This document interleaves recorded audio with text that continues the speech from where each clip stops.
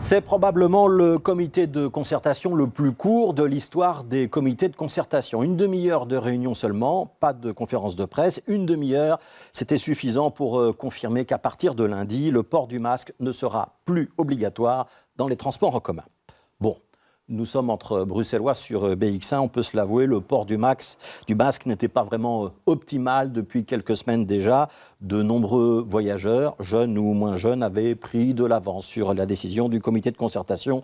Même parmi les employés de la STIB, l'application de la consigne connaissait, on va dire, un succès variable. On peut le comprendre, c'est évidemment gênant de porter un masque toute la journée, même s'il faut rappeler que ce geste n'était pas destiné à vous protéger, mais à protéger les autres. C'est comme s'arrêter au feu rouge. Ce n'est pas une question de liberté individuelle, c'est une question de respect et de protection d'autrui.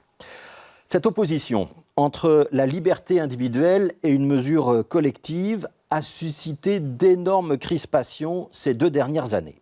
Sur le masque, sur l'utilisation du Covid Safety Kit, sur l'obligation de quarantaine, sur la vaccination, sur la nécessité d'une 3e dose, nous avons pu avoir de multiples et passionnés débats avec une fracture souvent très nette. Les partisans de la désobéissance, pour le masque ou pour le vaccin, ne reconnaissaient pas la légitimité des consignes officielles et leur refus s'accompagnait très souvent d'une campagne de dénigrement contre les autorités politiques, nécessairement incompétentes, contre les autorités scientifiques qui racontaient n'importe quoi, contre les médias qui étaient forcément corrompus, comme si les décisions prises par la plupart des États du monde entier relevaient d'une sorte de grand complot plus ou moins organisé et piloté par les grandes firmes pharmaceutiques. Bon, il y a quand même des États qu'on ne peut pas vraiment soupçonner de participer à un quelconque lobbying pharmaceutique, la Chine ou la Corée du Nord, par exemple.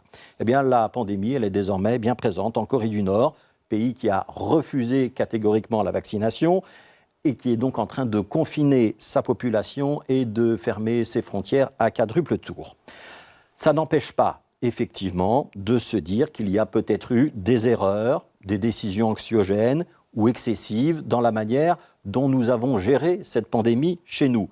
Et de reconnaître aussi que si on a annoncé qu'une vaccination n'est pas obligatoire, on doit effectivement laisser aux uns et aux autres le choix de ne pas se faire vacciner.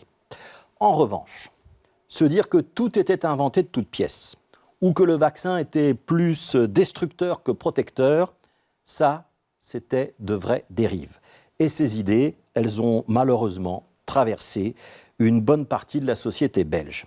Se demander comment ces contre-vérités ont pu devenir des convictions fermes, défendues avec passion et virulence, ce n'est pas du luxe. S'interroger sur le rôle des réseaux sociaux, sur la circulation des fausses informations, sur le discrédit des médias traditionnels, ce n'est pas du luxe non plus. Ce n'est pas une attaque contre les libertés individuelles de dire ça, c'est un besoin de comprendre comment une partie de l'opinion a pu être aussi influençable, parce que ce qui a été possible pendant 2 ans avec la Covid-19 pourrait l'être demain sur n'importe quel sujet.